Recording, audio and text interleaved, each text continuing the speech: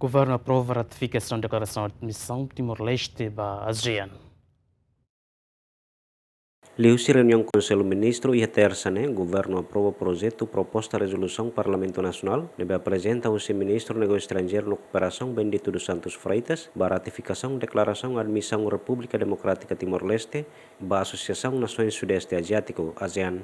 Proposta resolução idane, a intenção a ratificar a declaração com a admissão República Democrática Timor-Leste ASEAN, deve assina e a Malásia e a lorong ron resinen fulang outubro tinang Rio Ron Resen 5 durante cerimônia adesão plena Timor-Leste nian da organização regional.